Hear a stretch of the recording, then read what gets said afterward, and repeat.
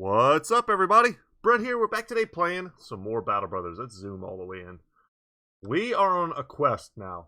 Guys, if we accomplish today's mission, which I hope we do, which is to find the icy cave, to duel the Irajok spirit, I guess. He's kind of like this like Ghostbusters goo that just like inhabits people, it seems like. But we're gonna find him, we're gonna duel him. I'm gonna attempt to anyway. And then I'm thinking that is a fitting end to our Lone Wolf Let's Play. We let our Lone Wolf brother... Okay, let's see what this is real quick before I keep going on my spiel. Lothar the Wild hails you down and says that there's something you should come take a look at. Surely something that's all in all this ice and nothing... Wait. Surely something that's out in all this ice and nothingness is worth seeing. The sellsword brings you to a cavernous hole in the ground. He lights a torch and steps into, and you follow. There at the bottom you find a few more of your men. They're standing around what looks like a sarcophagus made of ice, except there's no lid. A frozen blackness cakes the edges of the container. In the corner of the room is an icy corpse stuck to the wall. His hands are at his sides, and icicles of blood run from his wrists. Creepy. Adjacent to it is a pair of clothes hanging from ice hooks, but there is no body attached. A trail of blood leads from the clothes to the other man, then back out the cave. I don't know what to make of this, sir. One mercenary says, you ask the men if they've seen anything in their scouting, and you mean damn near anything. But they all shake their heads no. If something was in that box, then it's surely out now. You tell the men to get out of the cave and back to the camp, and keep your wits about you. I wonder if that is like an event that signals that you're getting close to the icy cave. I actually don't know where it is, guys. All I know about the icy cave is that it spawns in northern climates.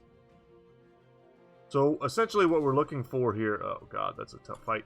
What we're looking for here is somewhere in the ice. Well, let's check these out, because they might be worth fighting. Lots of Chosen. That sounds bad. What was this one? Mini Chosen, Mini Reavers? Yeah. We don't have, like, the same quality of gear that we had in some of our other Let's Plays, where I would just happily go into a crazy fight like this and duke it out with Chosen.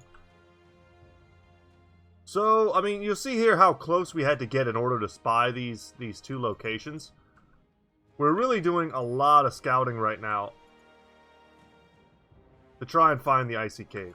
So, as I was trying to say, I think that would be a fitting end to this Let's Play. Letting Lone Wolves duke it out with probably the scariest single entity in the game. That's, well, I mean, that's up for debate, probably. The Ratchetgeist has got to be up there, right? The Emperor has got to be up there. Not counting, like, of course, the Kraken, who's just a super bullcrap thing to fight. Yeah, maybe the Ratchetgeist. The Ratchetgeist keeps, like, respawning, though. And he is using a broken-as-heck weapon. So I think what we're going to do, and we're not going to be scared to take any fights along the way, even if this is perhaps our last episode. If I run across, like, a huge pack of dire wolves or something like that, which this might be, if I remember right from the last episode, I'll take that fight.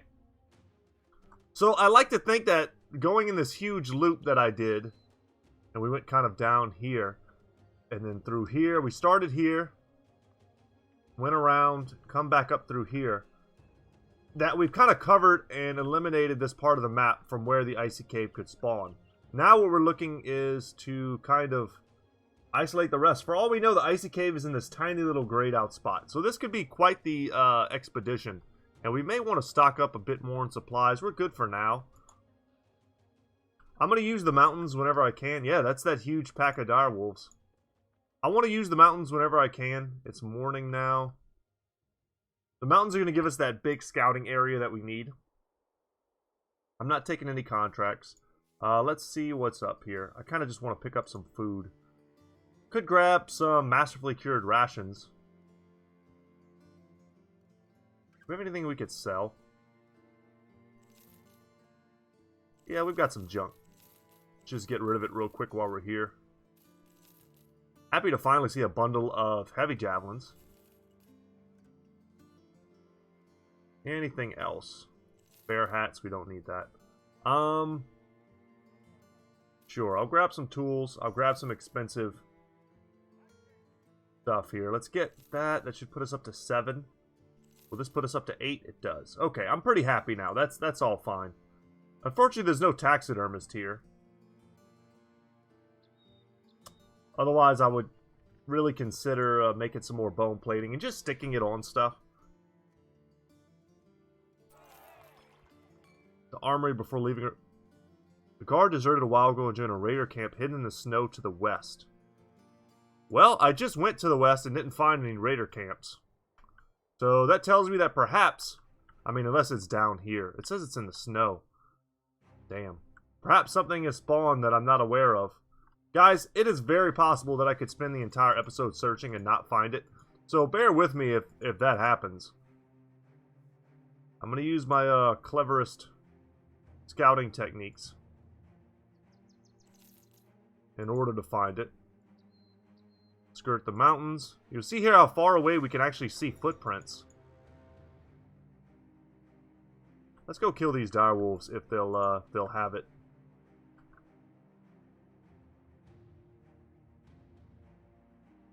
But yeah, so I'm excited to start the next campaign. Deserters is what is up next. And I think it's, aside from, I think the trading company origin would be the last one that I haven't done at all yet. I'm not that excited to do it. So I was having kind of a bit of a thought about some of the different, and I'm actually happy, well, first off, I'm happy to be following these direwolves because we're skirting the bottom half of the snow. And then when I get all the way here, I'm going to loop back up around and go through the top. I think that's a good way to do it. Might as well catch them. But the thought that I was having about a lot of the company origins is that really it comes down to how much time, I guess, do you want to waste? I mean, is really the biggest deal. The most fun aspects of the company origins are going to be in your first, like, 20 turns. Which is why I originally intended for this, for every particular Let's Play in our company origin series to be so short. It's not because I don't want to explore, you know, Battle Brothers more. It's because I understand that the design goal of the company origins was really just to differentiate starts. And that's what it's really good at. However, if you want to go longer in your campaigns, all you're really going to experience is very mild differences. At the end of the day, you're still going to be doing the same stuff. You're still going to be taking the same fights. You're still going to be looking for the best brothers possible. Happy to get a few kills. No pelts there. Can't shoot and scoot in the snow. Takes up a little too much of our AP. So these are all frenzy, well, not all, mostly frenzy direwolves. The great majority of them are. So they're going to apply Overwhelm. Happy when they move and don't attack. Yeah, 2 stacks of Overwhelm there.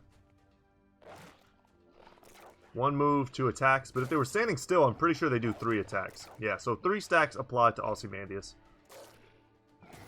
And that's a standard direwolf. We're going to be looking for a line shot here. He'll bleed out. We don't actually have to attack him. But 4 stacks of Overwhelm on some of our bros. Going to make it really hard to hit. Very much relying on our archers. Damn, didn't get the kill. Okay. Nearly got that one.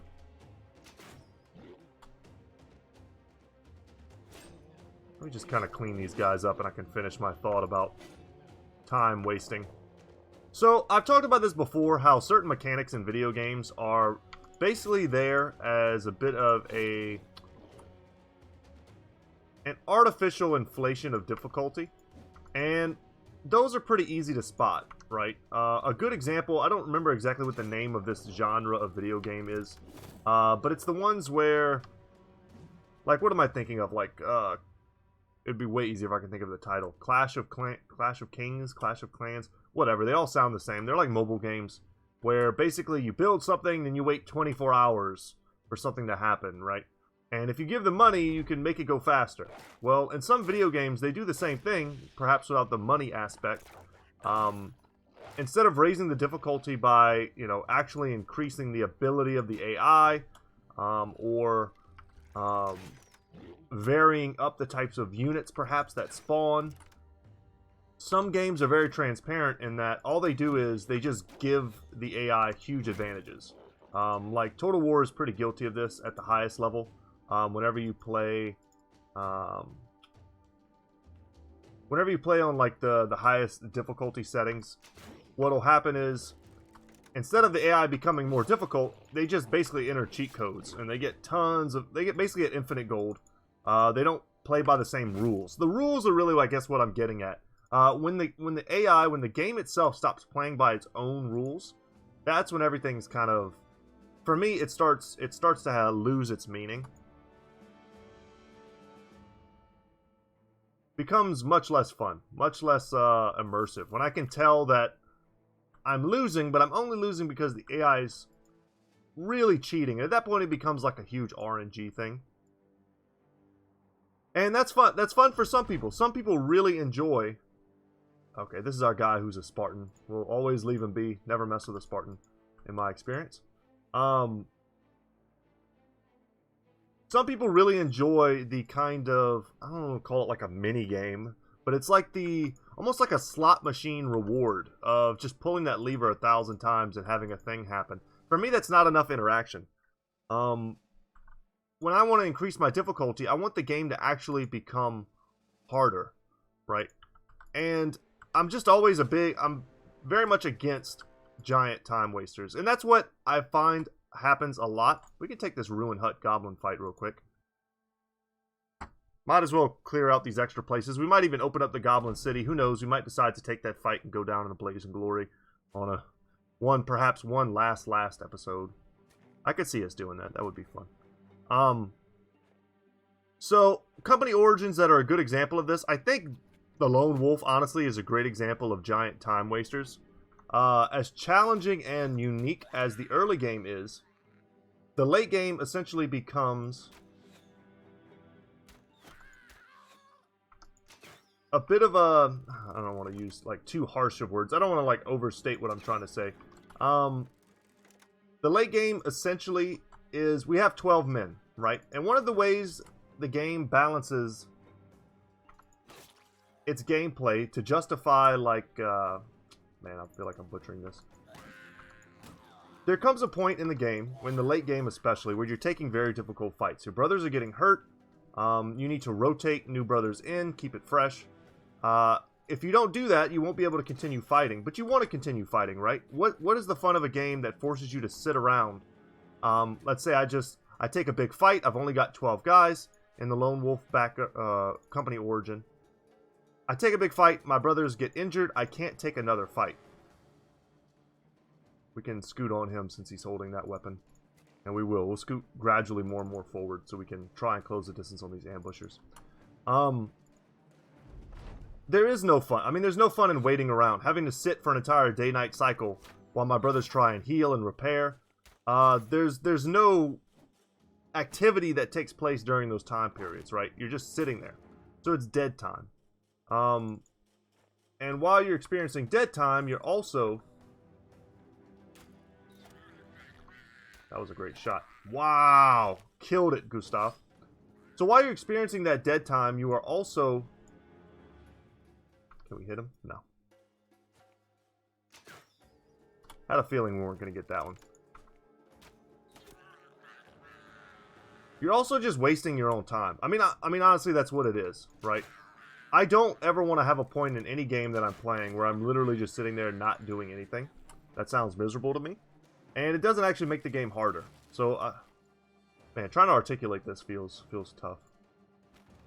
I'm sure most of you already know what I'm saying. You probably knew what I was saying as soon as I started talking about it. But it's kind of a nuanced discussion. Simulating difficulty versus real difficulty. And how some people can enjoy that simulated difficulty, but others can't. And I just can't. Right?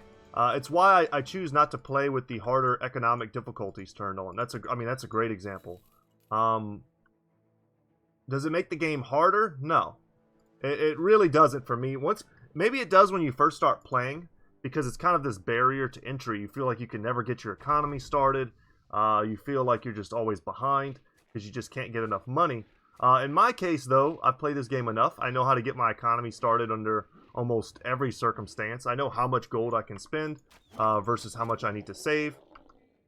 It's kind of a non-issue for me, right? And I think it's like that for most experienced Battle Brothers players. So at some point, limiting my own funds, especially in the early game, it just becomes this not fun mechanic. It's like, I know I'm going to get there eventually. The eventuality of my success is just about guaranteed. So by limiting how fast I get there, all I'm doing is adding time. I mean, I'm adding time to something that a video game at the end of the day is just an excellent, fun time waster. You might learn something, you might be enriched by the experience, but to kind of say it's anything other than a great time waster is really, I think, disingenuous. So I always tell my wife, like, if I'm playing, let's say I'm playing a video game and I lose, I've been playing, let's say, like an hour, right? And I lose to some crazy RNG. Trying to think of a good game, that'd be a great example of that. But whatever, the point stands. I lose to some crazy RNG. I've invested a lot of real-life time into it where I could have been doing something else. What I often say is, like, I hate wasting time while I'm wasting time. Or even like a better example that's probably happened to everybody. I play, like, Heroes of the Storm quite a bit in my free time. More of as a relaxer than anything else. And you'll get into a game, and there'll be a guy there, almost always, who just doesn't care. He doesn't want to play with the team. Not that he doesn't want to, like, do what, you want to do, but he just has no interest in winning. Not at all. He just wants to goof around. And while I understand why he wants to do that, perhaps, there are 4 other people on his team who are investing their time into playing. So you feel like you're wasting time while you're wasting time. It's like, that's too much for me. That's time wasting inception. And I can't have that. I've got too much other real stuff going on. I'm a dad, I'm a husband, I'm a homeowner. Now I'm a college student and YouTube person. That's probably a kind way to describe myself. In the world of YouTube, I'm certainly not much of anything. But I'm a YouTube person. I have better ways to spend my free time than wasting 30 minutes playing a game with a guy who has no interest in actually playing the game that I'm there to play. So while it's definitely, you could also argue that sometimes it's unfair to have, can I go around there? I can't, wow.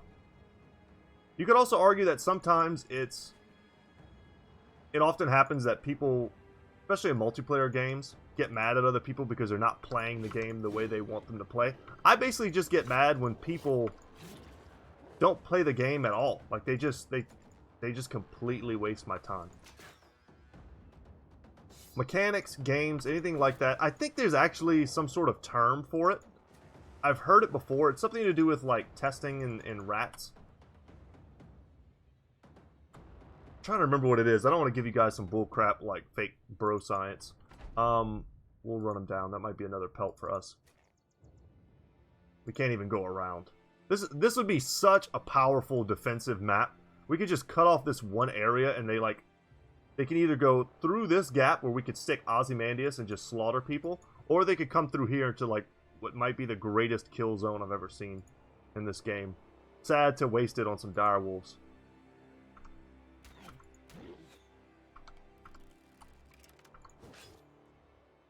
Anyway, I thought the psychology or whatever behind that is interesting. And it's part of me, like, understanding myself as a gamer and as an adult, like, what I'm willing to tolerate, the amount of, like, time expenditures that I can, like, devote to video games. And I already devote a lot, right? Just, I mean, even doing, for a while, I was doing at least 2 hours a day of recording video games. So, I mean, that's a lot. If I wasn't retired from the military, how could I possibly keep up with that? It would pretty much be impossible. The Unholds don't want to fight me, which is interesting. They've got a fallen hero down there. I almost want to go take that fight just to fight a fallen hero. I feel like it's been a while. Okay. So what we're going to do here, I'm going to try and hug the side. Make sure the icy cave isn't somewhere hiding from us. I could take that unhold fight. I don't see it as having too much value for us. Okay. Now let's come back down through the woods. I feel like the icy cave should be much more likely to be located somewhere in these mountains or something. I can kind of see small parts of the terrain where I haven't visited before. See this little fog? There's a couple slivers in there, so it could be easy for me to miss something. Many Necrosavants could be a fun fight. Odds of us getting something good there, perhaps very high. Get on this little cliff here and see what we can see. Nothing. I'm sure you guys want to see a Blood Drinker's Nest fight. That sounds good. Level 10 on Dwinbar. What do we go for with him? He's got Battle Forged. Let's see what his stats shake up to. It looks pretty good. This stuff is all fine. Would love to pump his fatigue, though.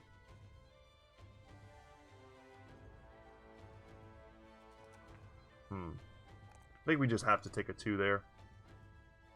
And then what do we go for his perks?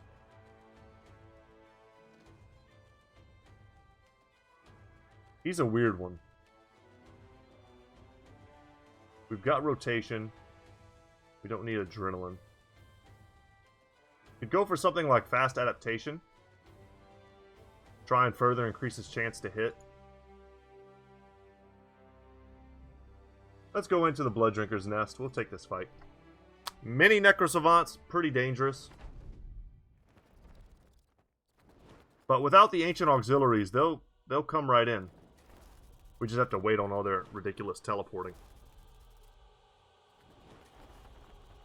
So I think just to kind of finish my thoughts, there are certain company origins that are just really, really big time wasters. Or they have... Oh, Jesus. Okay, they just completely surrounded him. I've never seen that before. That's insane. Well, we want them to completely surround him at this point. Can they not do that? Whoa. We might have to reload this one and consider bringing in our lone wolves. I'm curious if they'll attack him or if they'll scoot. The problem is they did not surround him, so he's going to attempt to move. We might have to leapfrog someone here. Like this. So that he can't try and escape and thus get himself hurt. Alright, let's smack him here. 9 lives. Alright, 1 down. Okay, that's still hurt. Luckily for us, he's super heavy armored.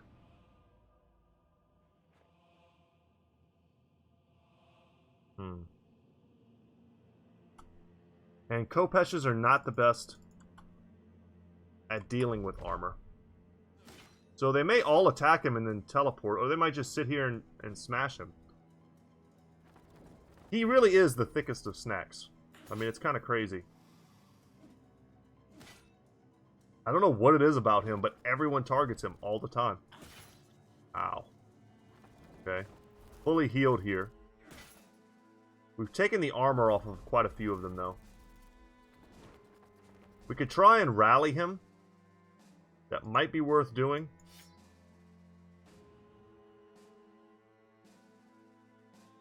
Go for the 34%. They've really shut down my archers. I didn't really try and do any defensive formation. Man, we did not get the 9 lives trigger. See if we can kill him right now with Charles. Charles has much better melee skill than range skill. Damn. Okay. Bill Hook City now.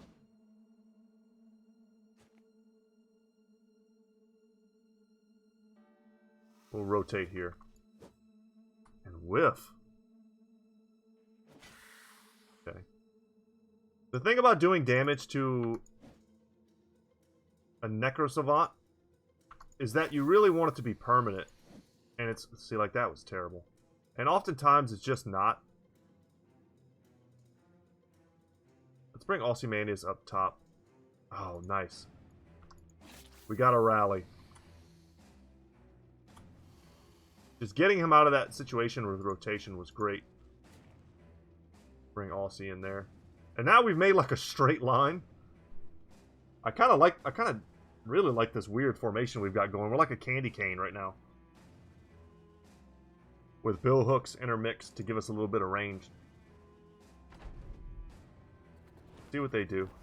They're going to always go for the softest targets they can. I don't expect any of them to stay where they are. That guy's... We just got to hit him once and he's gone. Yeah, he's bleeding already. I wasn't sure if the bleeding would kill him. He needed to hit someone's body in order to get healing. I'm a little worried about... Is that Gustav? Yeah, Gustav's in trouble. And Osbit's not in great shape. We need to land hits. Okay, almost.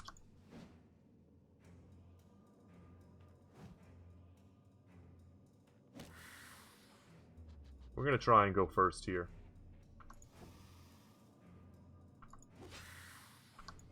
Please. Damn.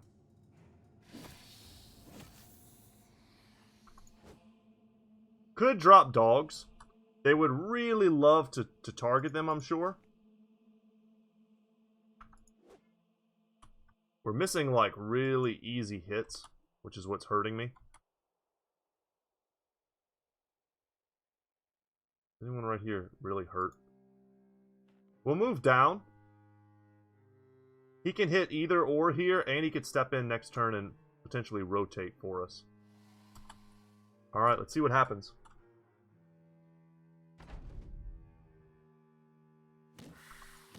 Perfect. Flowers, man. Keep him near Gustav. I feel like they're going to jump right here and go to attack him. Oh, Jesus, no. Are they all going to attack him? This guy's coming right to him. Okay, thank goodness. Rough miss. Took care of his armor.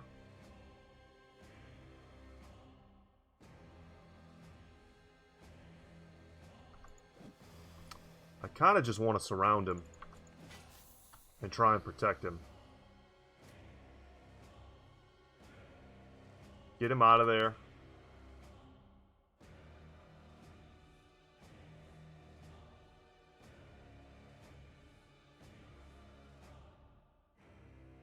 Move here. If we could kill one, that would be even better.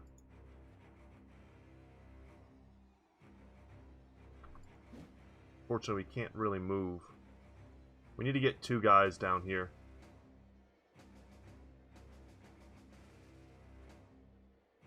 We've kind of made this area like a trap, but Gustav is still in really bad trouble. He's also bleeding. He could have swapped with Charles. That would have been great. That would only leave one spot for a single Necrosavant to get to. All they have to do is cut his head, right, or hit his body, and he's super dead. He's got Nimble, so he's not as vulnerable as he might look.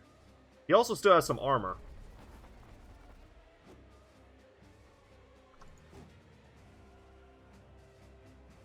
We'll wait here.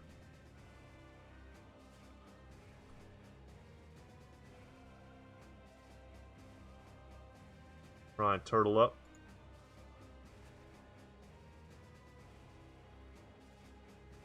Rotate. And whiff.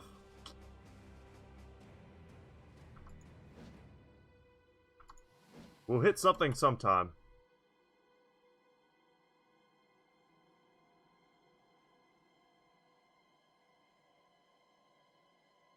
Waiting to step in here. We could get rid of his bleeding, but it's not a lot of bleeding.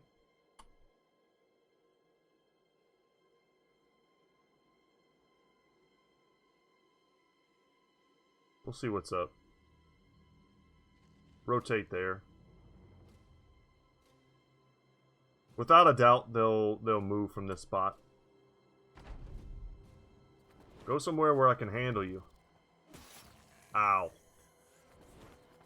Just don't both go on Osbit.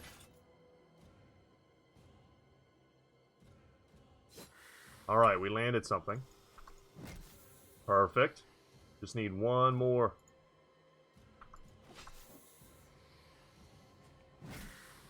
Big hit. Alright, that was Osbit's chance to save himself.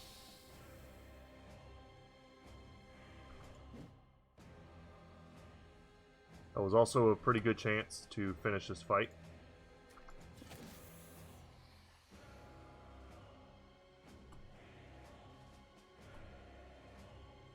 We're going to look to step back in here. We can't, though. Ugh. Okay. Hope he doesn't go right here and kill Gustav. Okay, he went for Barney.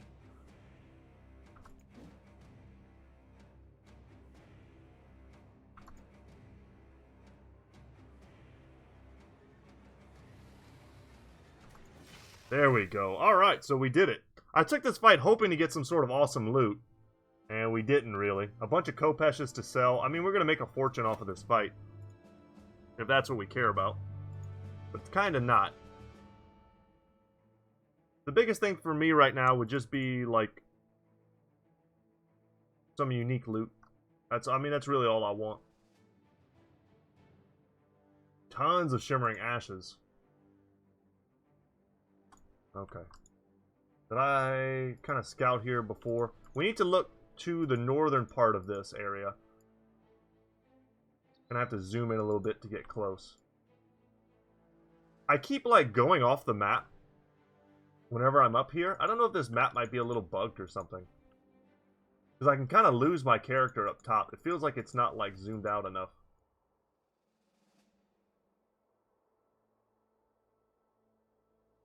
Small icy cave.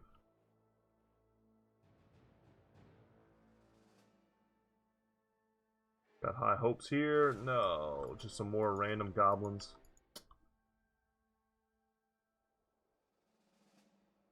Could the icy cave spawn inside of a mountain range? I don't know. I don't know if that's possible. We could take on more goblins. I'm not that interested in that.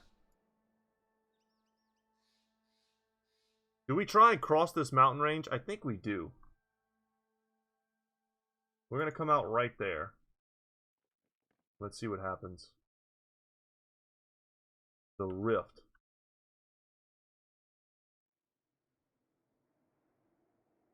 Go quicker. Hopefully we have enough food for this.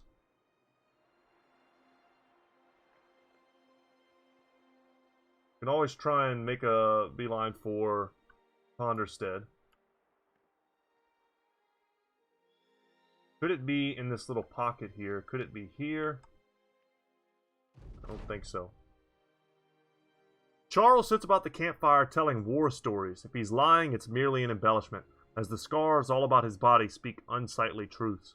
With each tale, the men become more engrossed, emboldened, and ready to get back out there and forge their own stories. Very cool. Alright, speed that back up. Retreat of the Harvester. So yeah, it doesn't look like it. Maybe our salvation lies up here. This was probably a very scary fight for us once upon a time. A necromancer, a plethora of Wiedergangers. Not so much anymore.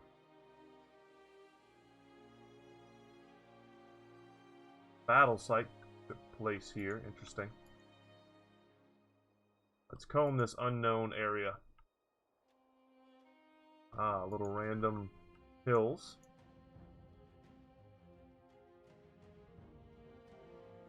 And we have found the tribal vanguard. Let's just smash them real quick. They're out in the middle of nowhere. They're an easy set of kills. Perhaps we get a level. You never know.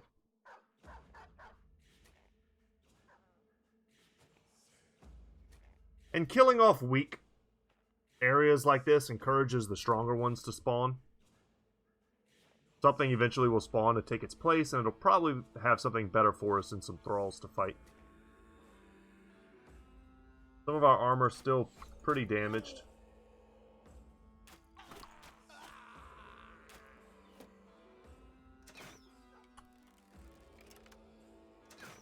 Not really shooting at the best targets, but I still feel like we should be hitting them a little more than we are.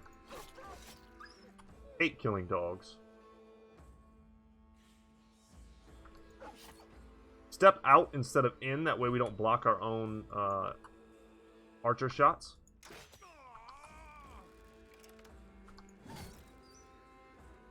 Could have gone for a line shot there. That was definitely the play. We wouldn't have been able to jump in afterwards, I don't think.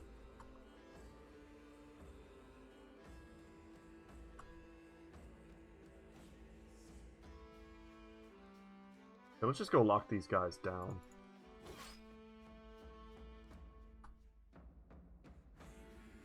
Go here, boom. Nice. Okay, we've still got some clear shots up here. No heavy throwing weapons on the field.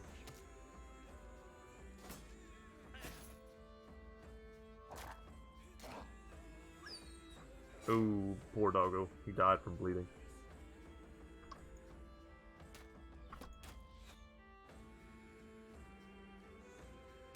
I was listening to a podcast the other day about the, like, origins of dogs. Or wolves, more like. Very interesting stuff. In North America and how they migrated a long time ago. They basically... I don't want to get this stuff super wrong. But if our memory serves, they basically originated in North America. And a long time ago migrated across a land bridge. And then came back at some point. It was very interesting. And it's like why you see deviations. Like, I never really thought about what a coyote was. Like, it makes sense that a coyote is a dog, you know, in the same way that a dingo is a dog, a gray wolf is a dog of types, a canine, essentially, I guess, would be the correct classification. But, like, how a canine could start off as something, you know, similar to a wolf. They leave, they kind of maintain their wolf-like attributes, and then when they come back, the wolves that were left behind got well, I guess, how is the best way to say it? So, like, coyotes didn't start off like small little dogs. They were kind of just like normal wolves. But then when real wolves came back, or what we would think today of as like a wolf came back, they decided like not to compete. Well, they didn't decide. They didn't get together and have like a council meeting.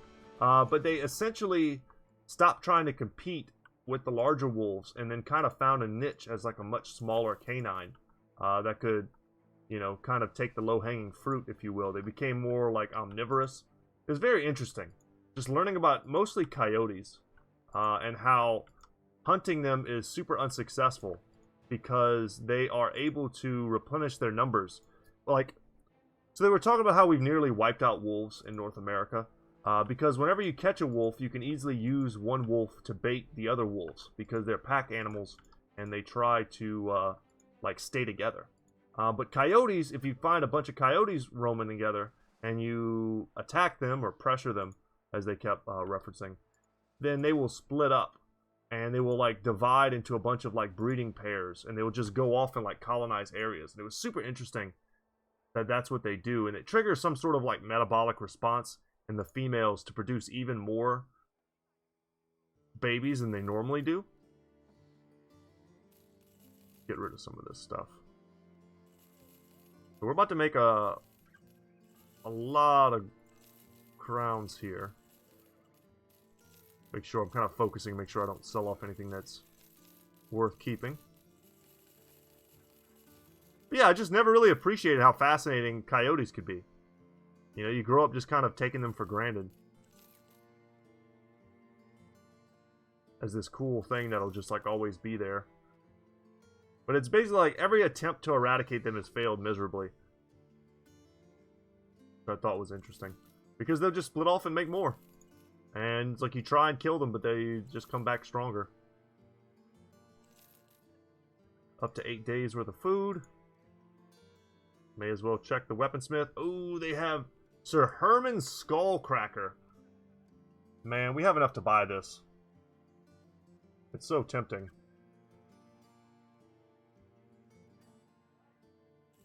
So very tempting. We don't have anyone who specializes, unfortunately, in two-handed flails. Which is where a lot of the fun comes in whenever you have, Are you a hammerman? You certainly are. Whenever you have, like, the peasant company origin, which I like a lot, just from the variety. I can do all sorts of different builds and within one playthrough. It's kind of why I love that origin so much. I could have someone who just specializes in using a weapon like this. Yeah, sadly it's not one that we can easily use. So guys, I kind of just went full circle and didn't find the icy cave. If you noticed an area that I might have missed, let me know in the comment section, please. I'm not done with today's episode yet, but like, where else could I look? Did I miss like some middle portion somewhere? Is it possible that it's just like sitting in the woods and I just didn't see it? I guess.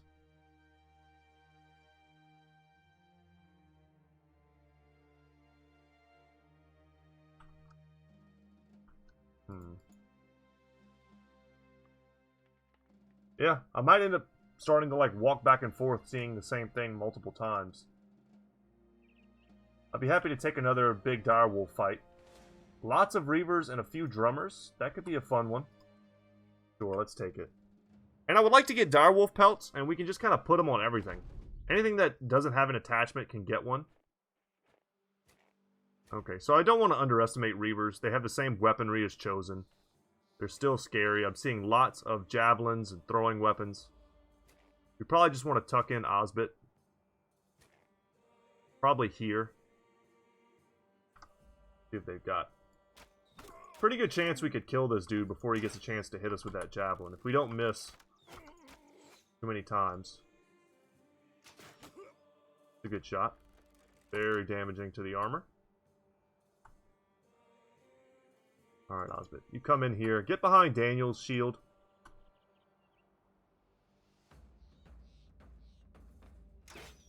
Damn. Both of our crossbowmen down here missed. And we're going to tuck in Ozymandias. He really holds that flank super well. He could probably jump right in, though. Start slaying.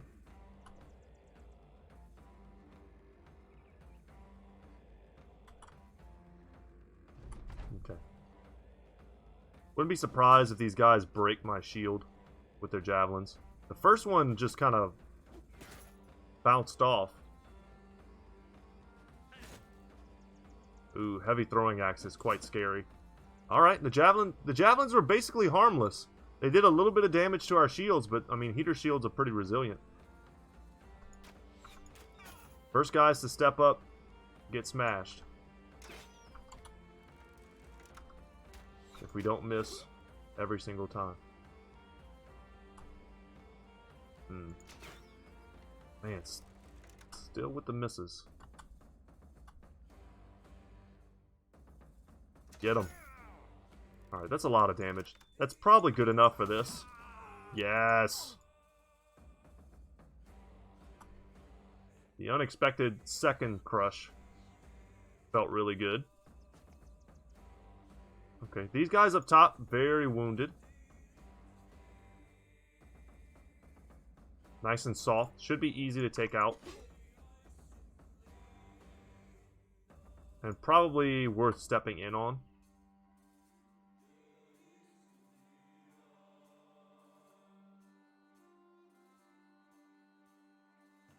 Step here. See what they do. Drummer's going off. We've still got 1, 2 more guys that we hadn't seen yet.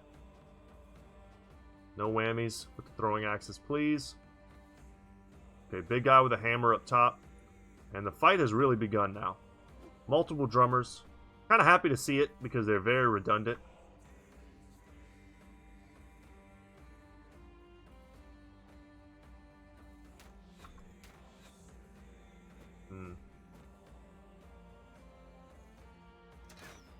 Come on, guys. We can't miss. We can't miss these attacks. These types of misses, like this inaccuracy, is why I really don't feel comfortable taking these dudes to even scarier places. I feel like I miss a lot. We'll shield up. Good hit. Decapitation. Nailed it. Alright. And we're going to step in here because it'll make our attack from Daniels more accurate. And then we'll wait. Okay. We tried.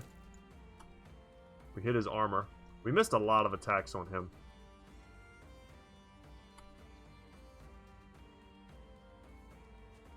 Step up here.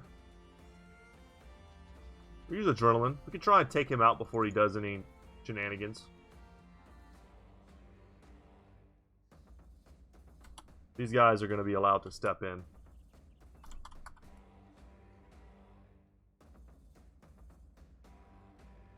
Yeah, see what's up.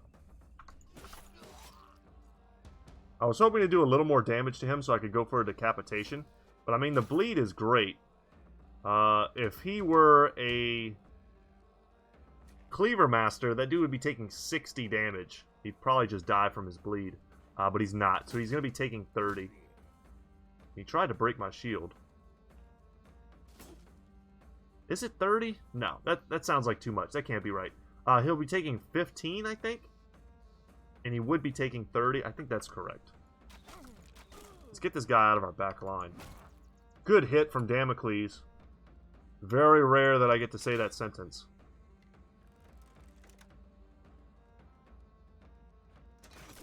Soften him up. He's got a big hammer. Alright. Can I finish him? I cannot.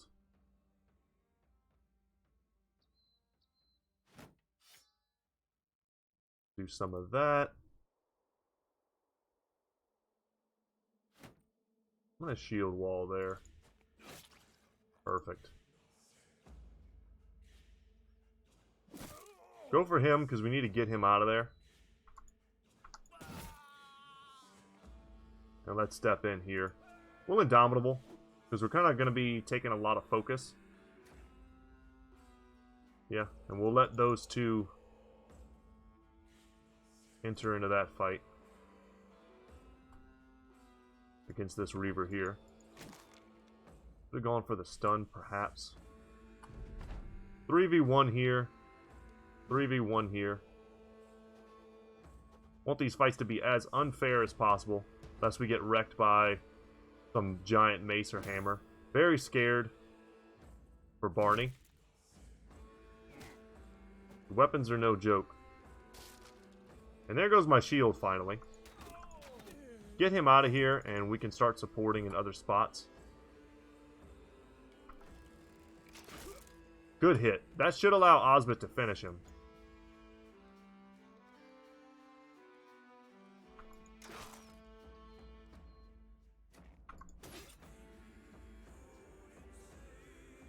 Let's go down here with Damocles. Perfect. Soften him up. His armor wasn't very good.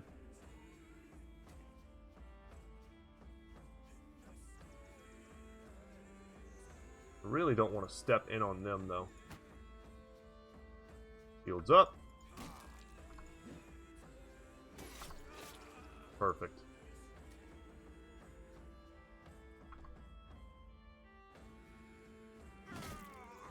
Even better.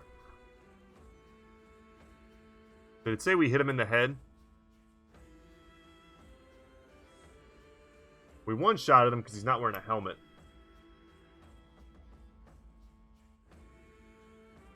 Bit scary there. To have the hammer right on top of us. But we can kill that guy really easy.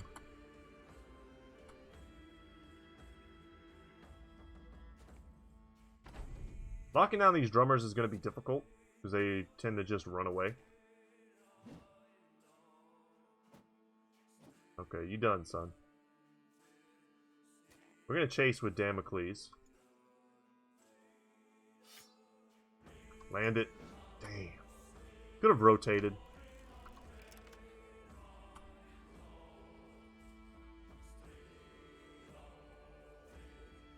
Instead of reloading, Just try and pop him there. We will reload here, because one more shot should send this guy home.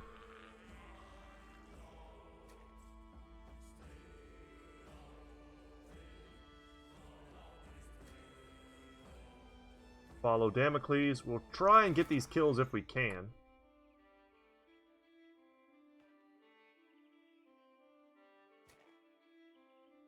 Probably no super advantage to it. So guys, if we don't find the Icy Cave today, what I'm probably going to do is just find it in my free time. I'm just going to search high and low. It's over. We don't need to run them down. Nice! Distinguished Splendor. That's great. I had a feeling one of these places would give us something.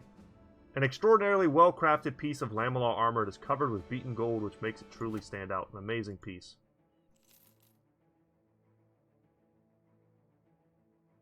We're getting all the golden armor.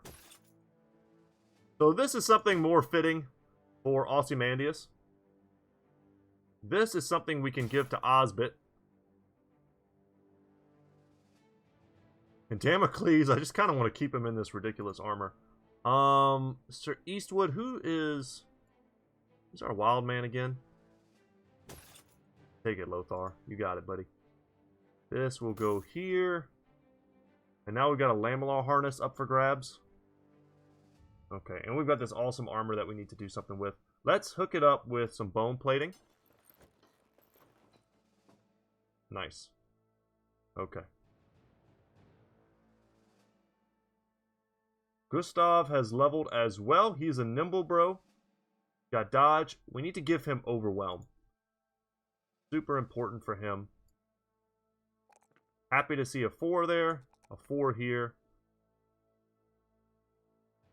And his other options really, I mean, we can give him some range defense. We want to keep his initiative high. Hit points need to be high as well in order to get the most out of Nimble. If he had gotten like a 4 or 5 roll there in initiative, I would have taken that. Initiative is going to play an even bigger part now that we have Overwhelm, so we just need to go first with him. Not hard to do. We have an exact replica of Sir Eastwood's last shield. Someone's got to wear this lamellar. Everyone in the front is good to go. This lamellar is a 230.